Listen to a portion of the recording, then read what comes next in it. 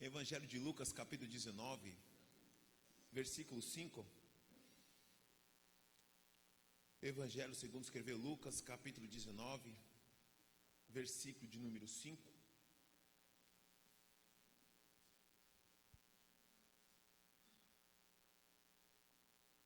Quem encontrou, diga amém. Quem não encontrou, diga socorro. Todos encontraram, então eu faço exposição do texto. Diz assim a palavra do Senhor.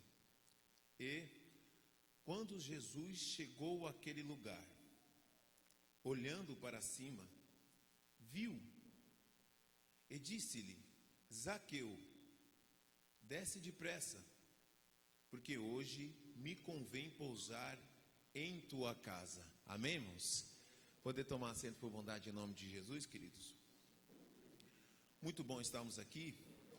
Dobre a atenção aqui para mim, irmãos, em nome do Senhor Jesus Cristo. Sei que não sou tão bonito como o Luiz Paulo, mas olha aqui para mim em nome de Jesus. Queridos, o texto que nós estamos aqui a ministrar é muito conhecido. Eu sempre falo que essa mensagem é uma mensagem de novo convertido, né? Quando nós estamos começando a pregar, nós vamos ali em Jesus apazigua a tempestade, mulher do fluxo de sangue, Zaqueu publicano. Esse texto não me chama a atenção, irmãos, quando Jesus Cristo propõe ir até Jerusalém. Então nós sabemos que em Lucas capítulo 18, versículo 31, ele chama os 12 e fala para os 12 que ele tem que ir até Jerusalém para cumprir o que os profetas anunciaram, que Jesus seria entregue à mão dos filhos dos homens, seria morto, mas ao terceiro dia ele ia ressuscitar. Então Jesus Cristo está indo para Jerusalém para cumprir a vontade do Pai, que era morrer no Calvário por mim e por você. E nessa trajetória que ele está indo até a cidade de Jerusalém, a Bíblia nos fala no versículo 1 do capítulo 19 de Lucas, que ele entrou numa cidade chamada Jericó. E o que me chama a atenção, irmãos, que essa cidade era a segunda cidade mais importante da Judéia, perdendo apenas para Jerusalém, que era a capital. O nome original significa lugar de fragrâncias. Era uma cidade muito rica, construída por Herodes o Grande, no 4º ano antes de Cristo. Era uma cidade muito próspera. Segundo Flávio José fala que havia um unguento, um bálsamo muito precioso, que trazia muitos lucros para aquela cidade naquele período. Então era uma cidade muito rica e muito próspera. E o texto nos diz que Jesus entra nessa cidade. E o texto diz que ele entrando nessa cidade, o versículo 1 me chama a atenção para uma palavra. Ele ia passando. E algumas traduções, como da Genebra ou a Bíblia Anotada, diz que ele está atravessando a cidade. Bíblia Mensagem diz que ele está andando sobre a cidade. E isso me chama a atenção muito, essa expressão, porque quando você faz uma viagem longa e cansativa, a tendência depois da viagem é você procurar o lugar para repousar. É fato. Ninguém, irmãos, depois de uma viagem cansativa, quer ficar andando pela cidade, quer ir diretamente para o hotel e repousar. A tendência aqui era Jesus procurar um lugar para se hospedar. Mas o texto diz que ele está andando pela cidade. E ele andando pela cidade, o versículo 2 apresenta um personagem chamado Zaqueu. Você percebe dentro da Bíblia quando alguns personagens são apresentados, outros não. Tanto que o texto diz que algumas passagens dizem um certo homem, uma certa mulher, um certo varão, mas não é apresentado o nome, porque era uma pessoa anônima. Mas quando a Bíblia apresenta o nome do personagem, significa que ele tinha um peso dentro daquela sociedade, era uma pessoa pública. Por isso que o nome dele é apresentado, Zaqueu.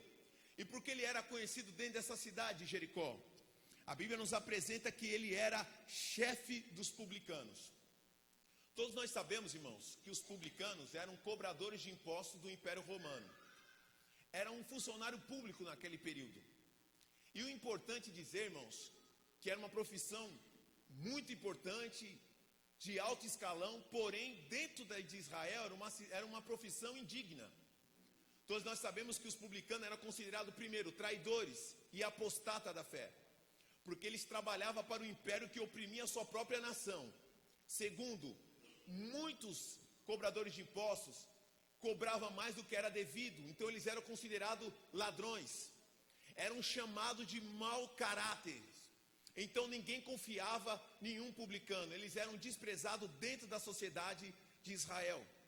E você vai perceber, irmãos, que segundo Teocrito afirma, um historiador antigo, que quando perguntava qual é a pior besta que existe na terra, dizia, fora da cidade é o urso e o leão, e dentro da cidade é a parasita e o publicano. Então você já tem uma ideia que ele estava longe de tudo. Os publicanos eram desprezados por toda a sociedade.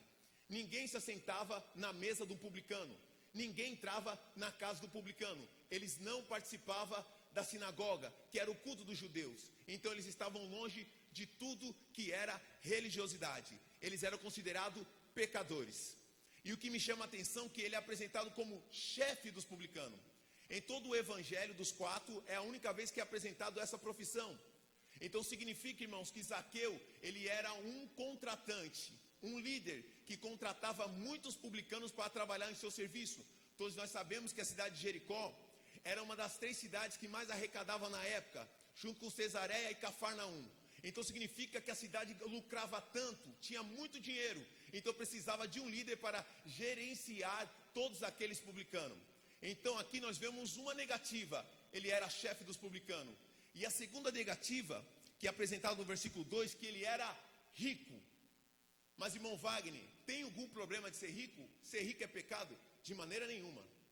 Mas Jesus nos ensinou os perigos da riqueza.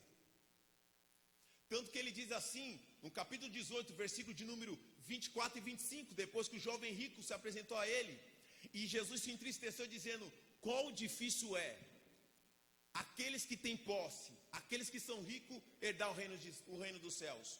É mais fácil o camelo passar pelo buraco de uma agulha que o rico herdar o reino dos céus. Porque os ricos confiam naquilo que eles possuem. Mas o próprio Jesus garantiu dizendo, para o homem pode ser impossível, mas para Deus todas as coisas são possíveis. Por isso que há um problema, porque os ricos confiam naquilo que ele possui, naquilo que ele tem. E aí, meus amados irmãos, Jesus diz em seu ensinamento do Sermão da Montanha, no capítulo 16, versículo 19, 20 e 21, ele diz, não ajunteis tesouro na terra, onde a traça corrói e os ladrões mirram e roubam, mas ajunteis tesouros nos céus, onde o ladrão não mirra e nem rouba, e nem a traça corrói, porque aonde estiver o seu tesouro, ali estará o seu coração. Então significa, irmãos, que o maior prazer da pessoa não é ajuntar tesouros na terra, mas é ter o coração nas coisas do reino dos céus. Então nós estamos vendo um homem que era chefe do publicano e era rico. Só que me chama a atenção que apesar desses status que ele tinha, dessas negativas que ele tinha, o versículo 3 me chama a atenção, porque o texto diz que ele procurava ver quem era Jesus. Significa, irmãos, que ele tinha um desejo, uma curiosidade de saber quem era Jesus. Provavelmente ele queria ver, então significa que ele já tinha ouvido falar de Jesus. E isso me impressiona pelo fato, irmãos, que essa curiosidade dele era diferente de Herodes, que queria ver Jesus fazer algum sinal. Ele queria ver aquilo que tudo que ele tinha ouvido. Então essa pessoa, ele estava esperando. Havia uma necessidade, um desejo de ver quem era Jesus. E aí o texto diz, irmãos, que ele procurava ver Jesus, mas não podia. Então significa que quando ele foi ver, ele não tinha conseguido.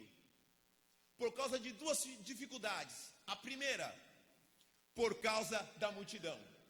Então significa, irmão, que quando ele foi ver Jesus, havia uma multidão que estava com Jesus. Logo ele não tinha acesso à pessoa de Jesus. E sempre me chama a atenção, meus pastores, que a multidão ela tem um senso negativo às vezes dentro do evangelho.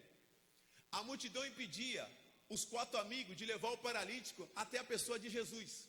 A multidão impedia que Jairo chegasse na casa dele, porque a multidão andava lentamente.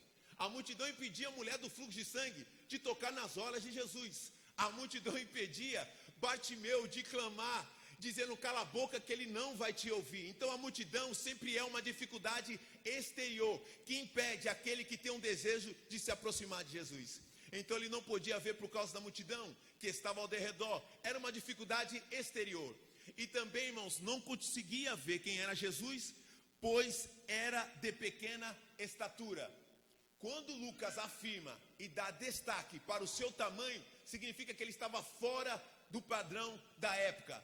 Ele era pequeno. Muitos acreditam que ele tinha 1,50 m de altura. Então ele era pequeno. Então significa, irmãos, por causa da sua pequenez e por causa da multidão, ele não conseguia ver quem era Jesus. E eu tenho que dizer isso, eu tenho 1,88 m de altura, até vou levantar o ombro para ficar um pouco mais alto. 1,88 m de altura, eu tenho propriedade para falar isso. Era um pintor de rodapé, era pequeno, estava fora do padrão. E quando o texto diz que ele procurava ver, significa que ele está insistindo para ver quem era Jesus. E eu vou dar uma ilustração mais ou menos para você entender o que aconteceu com ele. Quando ele foi ver, a multidão está na frente. E ele era pequeno, então estava todo mundo na frente dele. E aí diz o texto que ele procurava ver quem era Jesus. Vinha por baixo, não conseguia. Dava pulinho, não conseguia. Ficava na ponta do pé, não conseguia. E procurava ver quem era Jesus, mas não podia, por causa da multidão e por causa da sua pequenez. Duas dificuldades que muitos de nós poderíamos acontecer em nossas vidas: dificuldade exterior e limitações pessoais. Então, dentro do texto, nós estamos vendo um homem que está passando por dificuldade. Ele não conseguiu alcançar o objetivo que ele foi ver, que era a pessoa de Jesus. Mas eu louvo a Deus, irmãos, que aquele que tem um compromisso com a verdade, aquele que é tomado pelo desejo ardente, quando a alma necessita estar perto da presença de Deus, ele não se conforma com as dificuldades que estão ao redor dele. Ele não está preso em dificuldades externas e nem internas. Ele tem o desejo, porque a vontade fala muito mais que as circunstâncias. E é esse tipo de pessoa que eu acredito que está aqui. Apesar das dificuldades exteriores ou pessoal, o desejo ainda é estar perto da presença do Senhor Jesus Cristo. Então nós estamos vendo aqui um homem, irmãos, que está com dificuldades. E aí eles vão nos ensinar coisas extraordinárias, pastores. A primeira lição que ele me ensina, acompanhe comigo o versículo de número 4.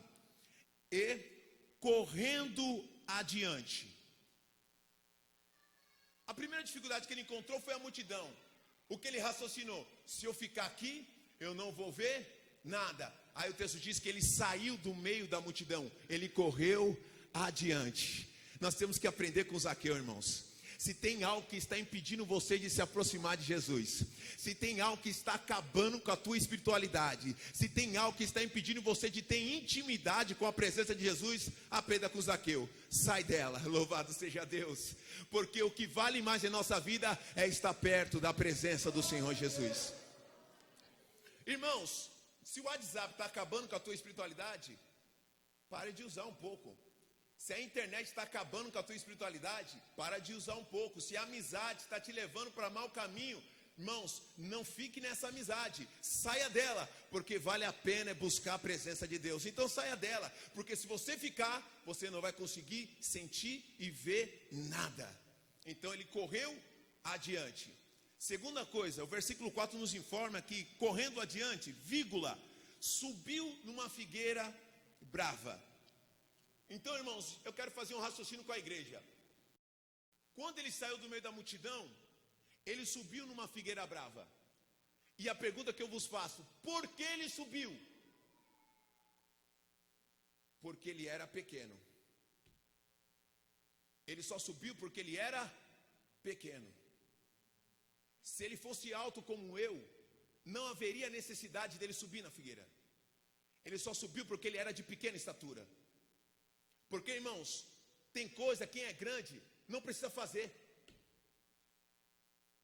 Porque às vezes a pessoa que é grande é autossuficiente, não tem necessidades. E nós estamos vivendo uma geração de autodependência de si mesmo. Grande demais. E eu não sei, meus pastores, o mistério que acontece às vezes com pregadores e cantores. Porque ele vai pregando, Deus dá o dom para ele, às vezes sobe para a cabeça dele.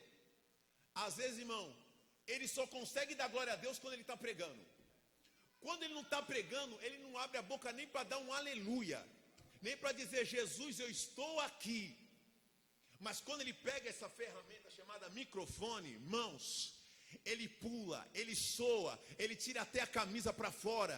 E ele só sente quando ele está pregando. O que é isso? Ficou grande demais. Tem gente que só canta, só sente a presença quando ele está cantando. Quando o outro está cantando, ele não sente nada. Ficou grande demais. Não tem mais o desejo de se aproximar, não tem mais a intensidade de estar perto da presença de Deus. Não ora mais, não busca mais, não lê mais como lia antigamente. Está autoconfiante daquilo que ele possui. Mas eu louvo a Deus, irmãos, porque quem é pequeno sobe na figueira, porque ele precisa ver a presença de Deus. Quem é pequeno não importa se ele está pregando ou não, ele adora a Deus. Se é pequeno, ele vem no culto de quarta, ele dá glória a Deus. Ele não dá glória a Deus quando está numa festividade, ele dá glória a Deus porque ele tem compromisso com a presença de Deus. Quem é pequeno não está importando se é o pastor Dinélio, se é o pastor Ademils que vai pregar ou Luiz Paulo. Ele quer ouvir a voz de Deus e sentir a presença do Senhor. Está aqui pessoas que não estão se preocupando se vai ter gente ou não, está aqui por causa da presença do Senhor Jesus Cristo.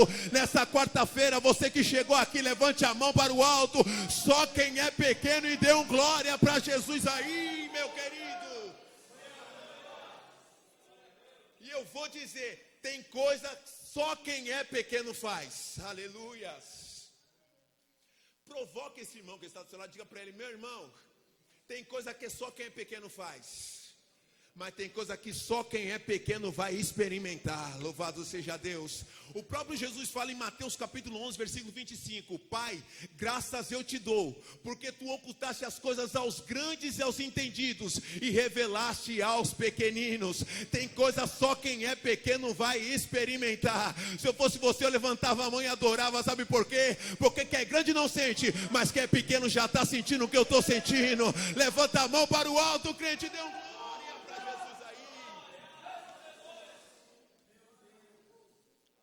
correndo adiante, vírgula, subindo em cima da figueira brava para o ver, ponto e vírgula, porque havia de passar por ali.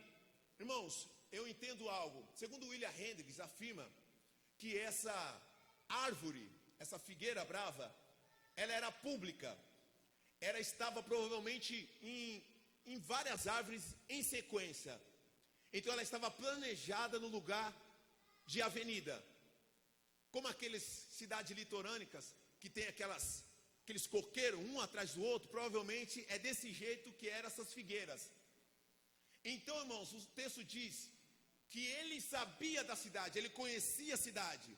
Então, quando ele saiu do meio da multidão e ele foi por esse caminho, ele subiu na figueira, ele tinha uma convicção pela trajetória que Jesus está vindo.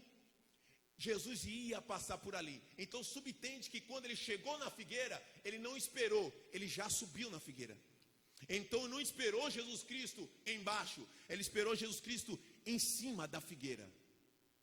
Por que, irmãos, em cima da figueira? A figueira, ele tinha uma convicção única. Ele está dizendo em cima da figueira para ele mesmo: aqui em cima não vai ter multidão, aleluias.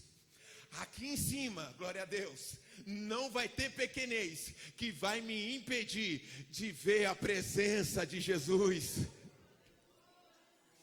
Ele tem a certeza. E o lugar que ele está não é um lugar confortável. O lugar que ele está não é um lugar para estar se posicionado. Não é um lugar para estar, é um lugar que ele não está confortável. Mas se é para ver a presença, vale a pena. Aleluias. Próprio, irmãos, Moisés, em Êxodo capítulo 33, se não me falha a memória, versículo 18, ele no monte, conversando com Deus, ele fez uma pergunta, um pedido ousado: Senhor, eu quero ver a tua face. Moisés, você não tem estrutura para ver a minha face. Algum viu a minha face e permaneceu de pé, mas eu quero ver a tua face. Aí Deus dá uma colher de chá para ele: entra nessa brecha, que é uma rachadura. E quando ele entrou ali, irmãos, eu estou conjecturando, eu imagino Deus dizendo para ele: como que está aí, Moisés? Está apertado. Quer sair? Não, eu quero ver a tua face. Como que está aí? Está apertado e está duro, a rocha está cutucando. Quer sair? Não, eu quero ver a tua glória. Eu sei que você não está nos melhores momentos, mas se é para ver a glória de Deus, vai valer a pena, meu querido. E ele esperou em cima da figueira. E o texto diz: e quando, versículo 5, e quando Jesus chegou naquele lugar, significa que ele estava na rota de Deus. Aleluias. É uma quarta-feira.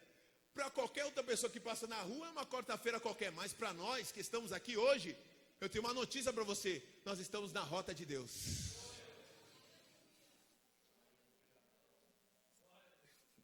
Você não entendeu, meu irmão? Eu vou repetir para você dar um glória bem gordinho para Jesus. Você está na rota de Deus hoje, irmãos. Eu imagino Deus fazendo um ponto assim em você, aqueles de alvo, dizendo: está na minha mira, está na minha rota, está na rota. E tem um negócio, Deus não erra. Deus já passou aí e está dizendo: você está na minha rota. Porque quando Jesus chegou naquele lugar, ele estava na rota de Deus. E quando Jesus chegou naquele lugar, olha que interessante, Lucas, irmãos, como todos os autores, ele sempre ensina sobre a dualidade de Jesus. As duas pessoas, duas características que ele tinha: Deus em sua totalidade e o homem em sua totalidade. Jesus Cristo homem, o Filho do homem, e Jesus Cristo, o Filho de Deus, o próprio Deus. Então, irmãos, quando Jesus está andando aqui, automaticamente está andando o Filho do homem, está andando também o Filho de Deus. E eu gosto dessa tradução da Almeida, meu pastor Ademilson, porque ela é interessante. Porque quando Jesus chegou naquele lugar, o texto diz assim, vírgula, olhando para cima, viu. E eu gosto disso porque, irmãos, essa tradução me dá uma liberdade tremenda para afirmar duas coisas. Jesus olhando ao mesmo tempo como homem e como Deus. Quando o texto diz que ele olhando, ele está olhando como qualquer homem olha. Um homem em cima da figueira. E o que aconteceu, irmãos? Quando ele olhou, automaticamente a multidão que estava ao redor dele olhou também. Aí o texto diz que ele olhando, e ele olhou como todo homem olha, viu Zaqueu em cima da figueira. Mas quando o texto diz, e viu, ali ele já olhou como Deus. Aleluias. É o mesmo olhar quando Natanael foi convidado por Filipe. Vamos lá ver que eu encontrei aqueles que os profetas e Moisés anunciaram. Jesus, o filho de José.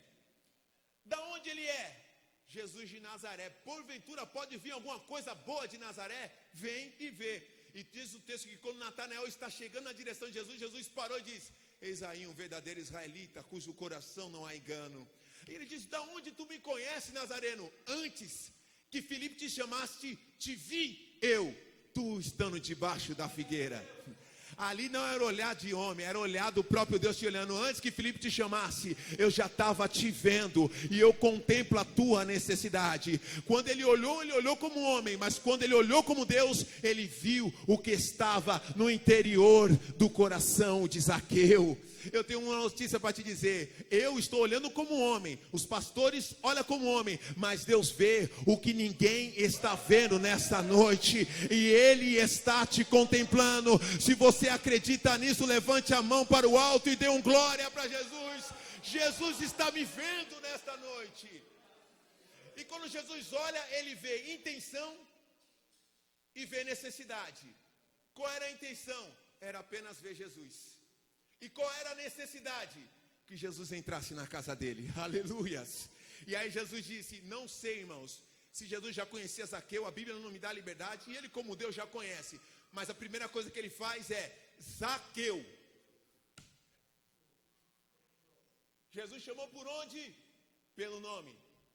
Porque Jesus conhece você pelo nome. Ele sabe a sua história. Ele te conhece por dentro e por fora. E é melhor, ele conhece o passado, presente e futuro, porque ele é Deus.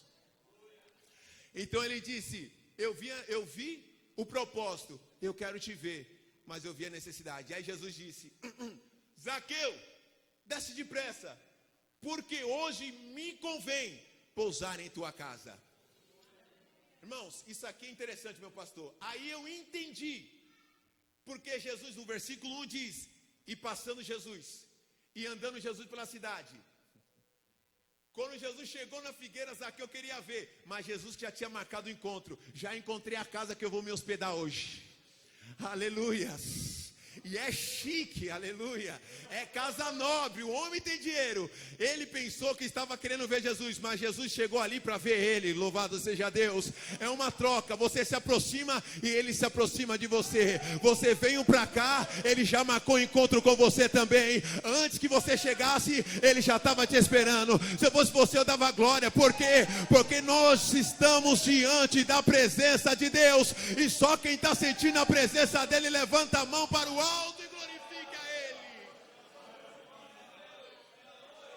Aleluia. Oh, glória a Deus. Aleluia. Aleluia. Tem um hino dizendo: eu marquei um encontro com Deus. E Deus está dizendo: é eu que marquei contigo também. Deus está aqui dizendo: desce depressa.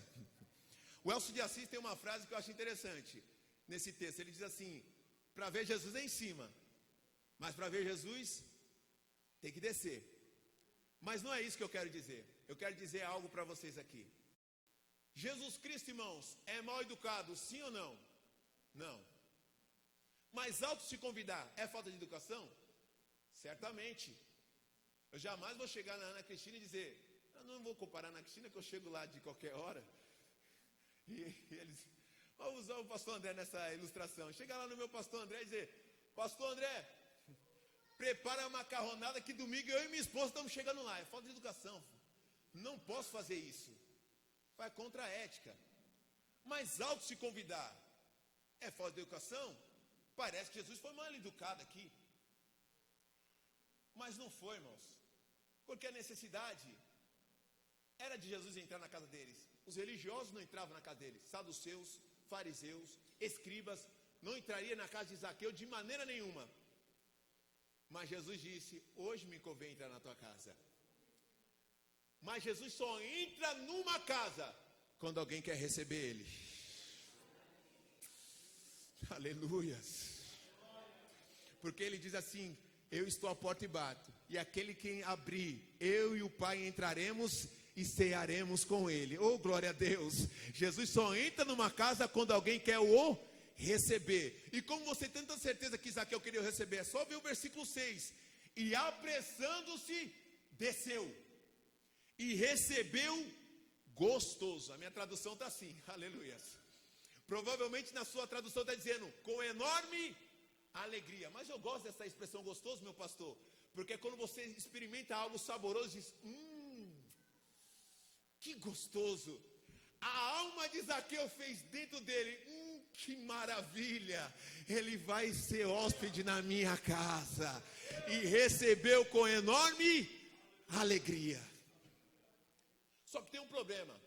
A multidão que está ao derredor olha para ele e começa a murmurar, dizendo no versículo 7: e todos vendo isto, murmurava dizendo: entrará para ser hóspede um homem pecador? Então a multidão está aqui questionando a atitude e a ação de Jesus. E eu vou fazer uma pergunta para você, meus irmãos. Se eu te falar que Jesus já tinha entrado na casa de Zaqueu faz tempo, glória a Deus. Se eu te falar que Jesus já tinha entrado na casa de Zaqueu, e a multidão, desculpa a linguagem rasteira, não estava nem ligado. A multidão está dizendo no tempo passado, tempo presente, tempo futuro, entrará na casa de um pecador. E Jesus já tinha entrado na casa dele. Aleluias. E a casa que Jesus entrou, a estrutura não é de coluna, é de 206 ossos que faz o esqueleto. A casa que Jesus entrou, as paredes não são de tijolos e rebocado, são de peles, e os móveis são de órgãos. Aleluias. A casa que Jesus entrou foi dentro de Zaqueu. E isso é extraordinário por quê? Porque as atitudes dele no versículo 8 me fala isso. Olha o texto do versículo 8. E levantando-se, você acha que ele recebeu Jesus em cima? Quando ele desceu na figueira, ele já foi aos pés de Jesus. Aleluias. E ele disse assim: Senhor. A palavra Senhor no grego aqui significa proprietário. Então essa casa agora já tem dono. Dono agora é Jesus Cristo. Então significa: eu não faço o que eu faço, Eu faço agora que o Senhor mandar. Ele é o dono da casa. Quando Jesus entra na nossa casa, Ele se torna o dono da casa. Porque você foi comprado pelo sangue de Jesus, então significa que você é propriedade exclusiva de Deus. Segundo, Senhor. Aí o texto diz assim: eis que dou a metade dos meus bens aos pobres. Desprendimento. Então ele se desprende das coisas da terra. Segunda coisa, e se caso eu tenho defraudado alguém, vou restituir 4 vezes mais. Quebrantamento, arrependimento. Isso é evidência de quê? Que Jesus entrou na casa. E quando Jesus entra na casa, nunca mais o homem é a mesma coisa. Porque a transformação não é externa, é interna. Porque nós estamos vendo um homem que é rico, tem muito dinheiro, mas é pobre de espírito. Glória a Deus. E quem é pobre de espírito é digno do reino dos céus. Glória a Deus. E o reino dos céus não vai chegar, ele já veio. Porque o reino de Deus está em nós, no meio de nós e dentro de nós. Aleluias. Então significa que Jesus já tinha entrado dentro de Zaqueu. E para eu confirmar e encerrar a mensagem desse jeito, eu concluo com isso. Quando a multidão murmurava, Zaqueu falava para Jesus. Olha a resposta de Jesus no versículo 9, acompanhe comigo. E disse-lhe Jesus: hoje veio salvação para esta casa. Mas ainda está debaixo da figueira. Aleluias. Oh glórias. Ainda está debaixo da figueira. E a expressão hoje, nesse texto, é revelado 2 vezes. A primeira, no versículo 5. Hoje me convém entrar na sua casa. Segunda, hoje veio salvação para esta casa. Porque em quem é morada de Deus, além de viver a transformação, ainda tem o benefício de ser salvo em Cristo Jesus. Vamos colocar de pé para encerrar a mensagem. Com essa reflexão no último versículo. Versículo 9 ainda, perdão, penúltimo versículo. Jesus, além de dar uma certeza que ele está salvo, Jesus dá uma garantia, uma afirmação, meu pastor. Este também é filho de Abraão. Aleluias. Muitos judeus apontavam para ele dizendo: tu não é filho de Abraão, você está fora de todas as promessas de Deus. Jesus dá uma garantia: é minha casa, está salvo. Todas as promessas estão na sua vida, porque você também é filho de Abraão. Sabe por que nós temos que se alegrar? Não porque Jesus vai abrir a porta, por tudo que ele já fez em nós, porque nós não éramos dignos de ser casa de Deus, mas a graça nos alcançou, e hoje eu e você estamos selados pelo Espírito Santo, e somos casa de Deus. Só quem é casa de Deus, levante a mão para o alto e adore a Ele. Nesse louvor que vocês vão louvando, se rende ao Senhor, adore a Deus e glorifica ao Senhor. Eu agradeço a oportunidade.